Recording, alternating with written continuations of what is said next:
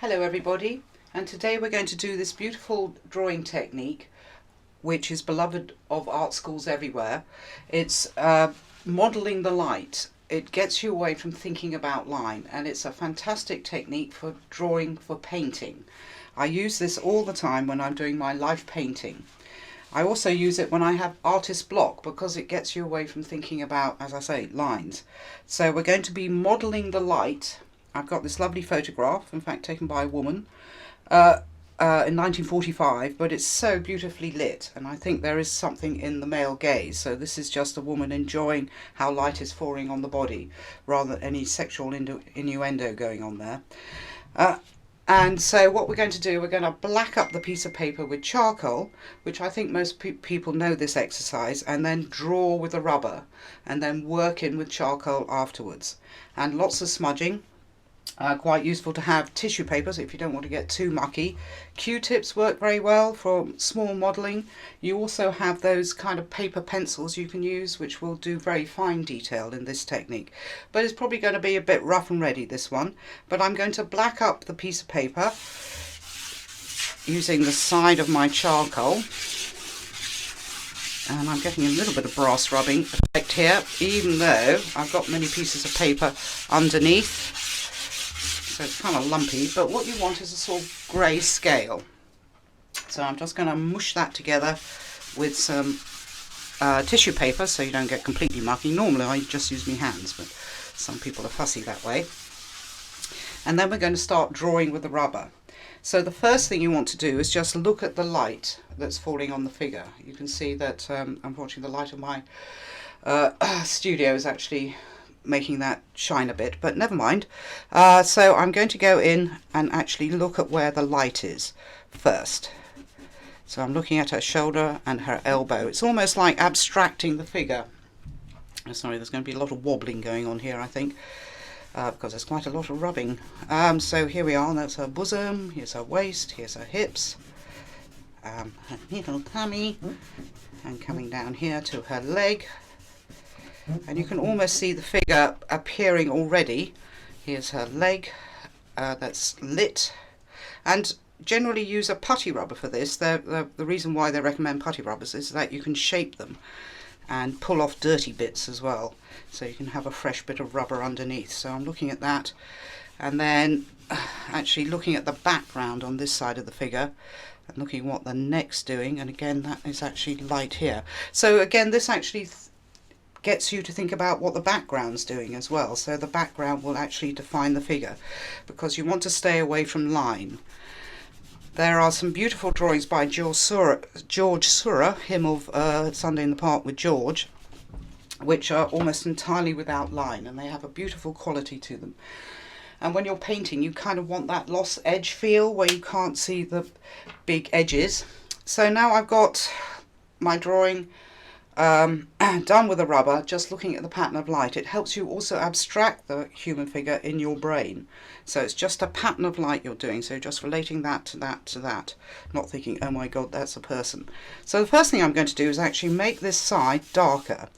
So there's an old sort of portrait, well, artist trick actually, where you have a light subject, make the background darker, and where you have a dark subject, make the background lighter. So here we are. I'm going to put the background in first here.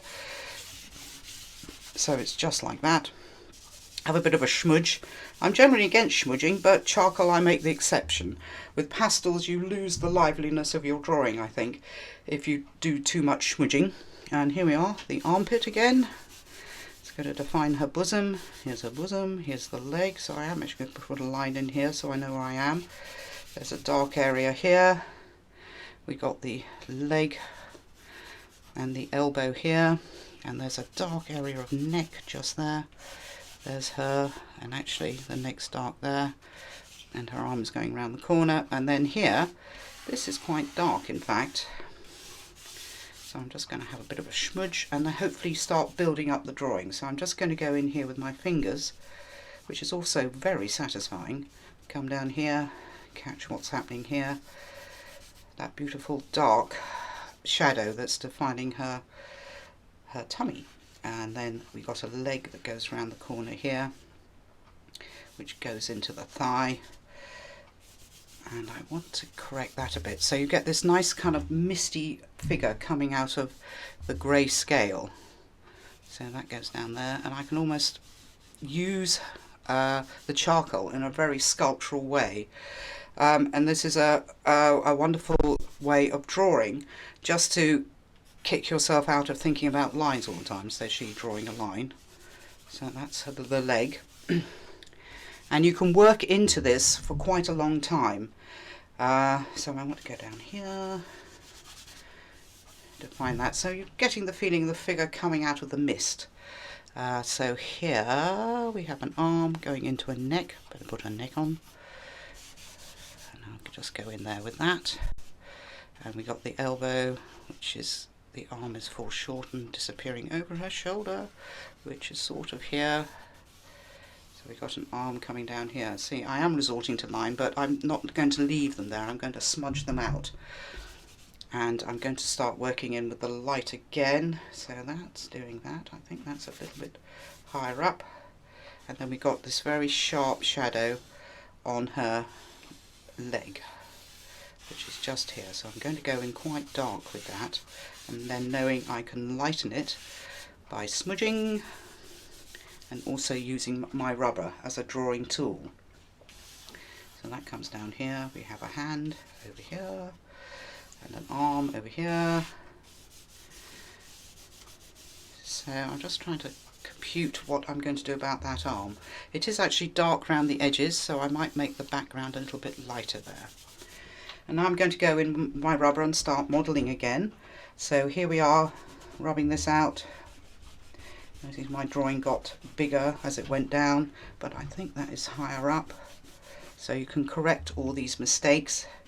And to do this, you want good light on the model. I'm very picky that with light, the artist's greatest tool, as John Singer Sargent said, that you have to have good light on your subject.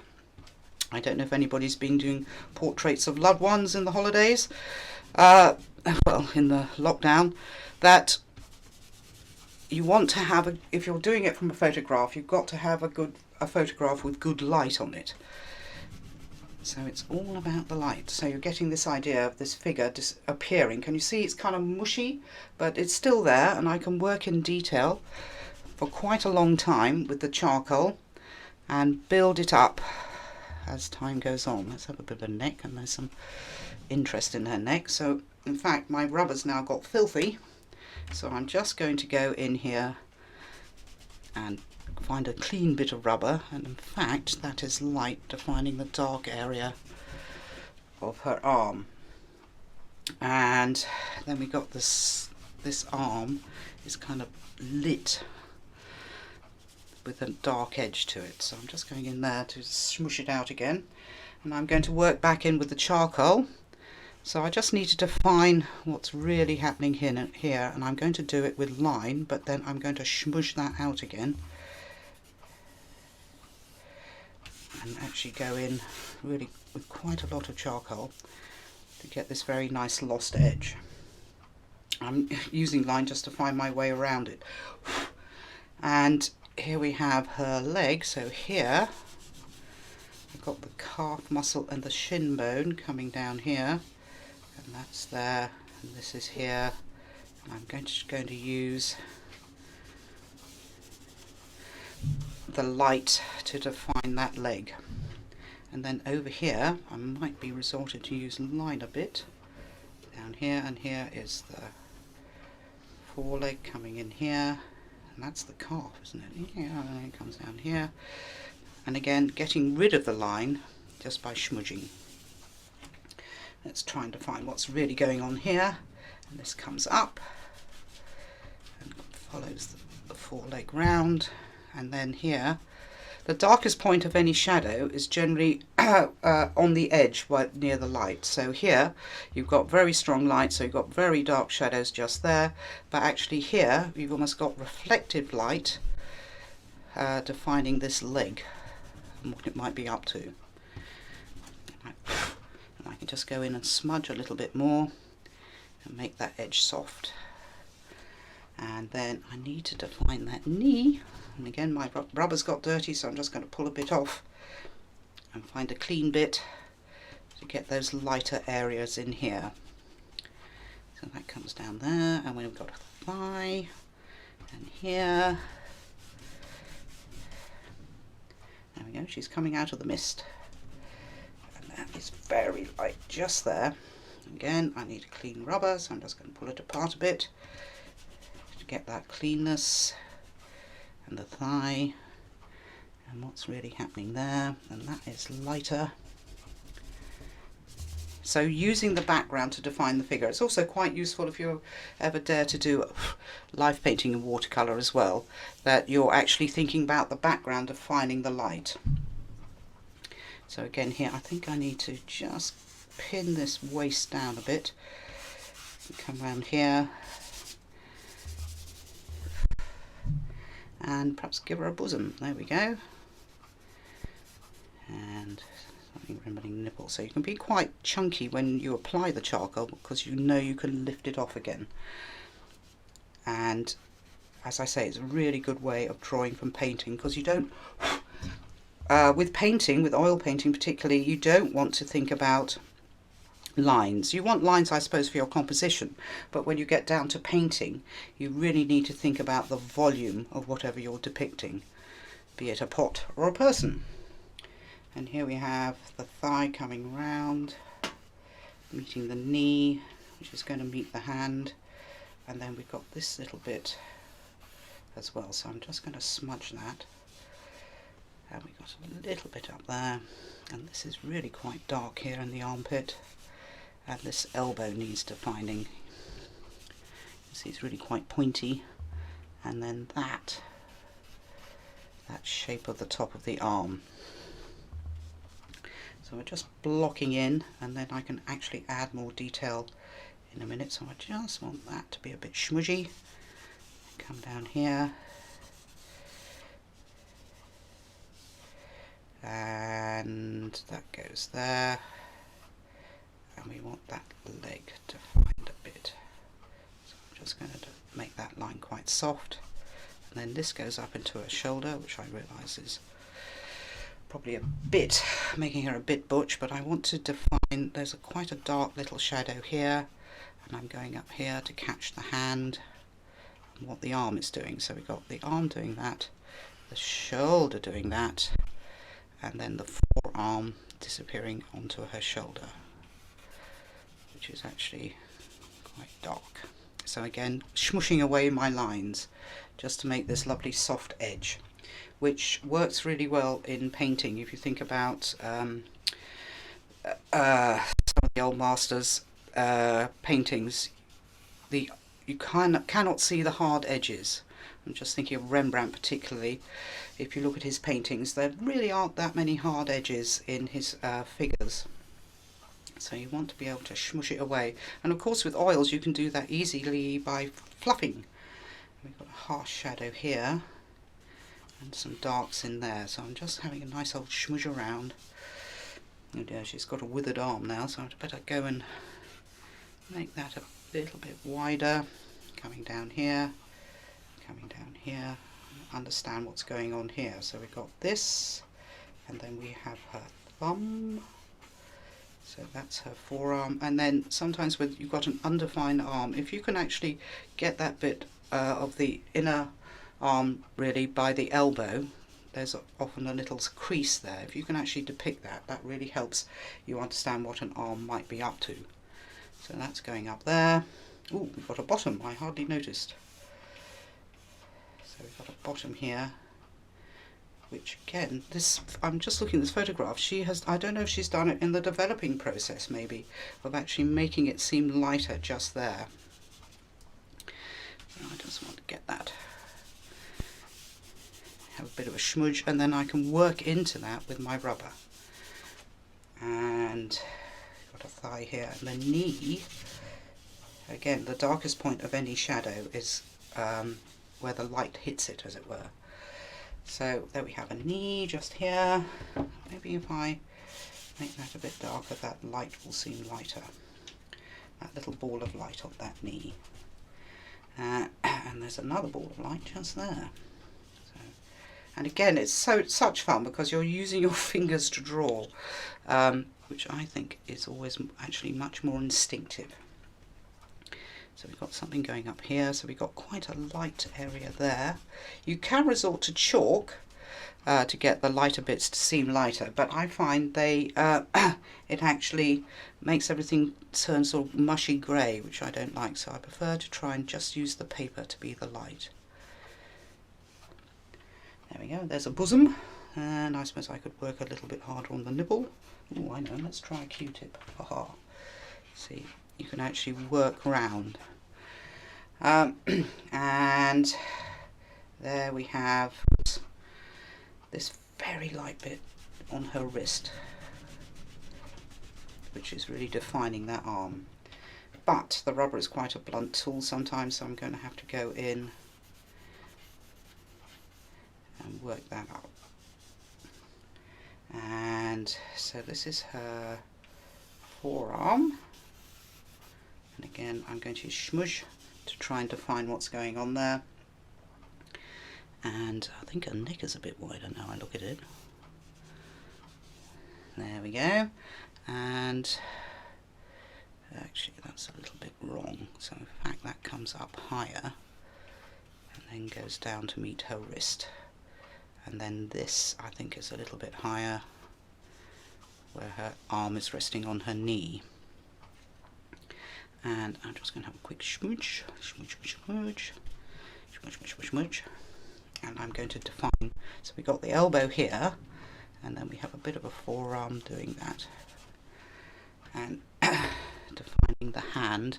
As you can see, they've got rather elegant shape just there, but terribly difficult to do. And we've got hand there meeting her shoulder here, which is a little bit further down. So I'm just going to use line to help me understand what I'm doing, which can be tricky sometimes. So in fact that is more like that. And again softening those lines. And then we have the tricky bit of feet and hands. Yes, you can see what's going on. So we've got this area here, which is dark with the light behind. I'm just going to put a little bit more grey in there, make it slightly less startling. And so we've got this that comes down here and meets her hand, which is clutching her knee. Comes round down like that. It's quite nice actually doing fingers with this technique. So what you can do, you can just smush, smush, smush, smush, smush, smush, smush, smush, smush, smush, and then use your rubber to define the fingers. So you're defining the fingers through light rather than line. And I think when you define fingers with line, they can end up looking like bunches of bananas. I know, I've done a few myself. But if you can actually use light to define what a finger is doing, it's much, much easier. So we've got a finger there and a little one here. So here I want a little bit more precision, so I'm going to make my putty rubber pointy and come in here and define those fingers sort of like that. I think that needs to come down a bit. And there's a little tiny dark there, and as the fingers curl around the leg. Now it's looking like a bunch of bananas, but never mind. So this goes here. I just want to define that, and then whoops, so again I need more precision in my putty rubber and cleanness as well to get that very light area just there as the light falls on her arm.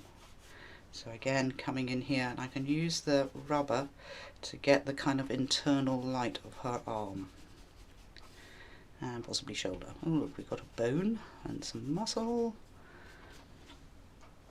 and that's not the world's greatest hand, so I just need to make that wrist come in. I'm just looking at this shape here. If I can get that right, hopefully the hand will appear. And that's sort of like that. And a thumb, and the fingers, which are sort of here. There we go.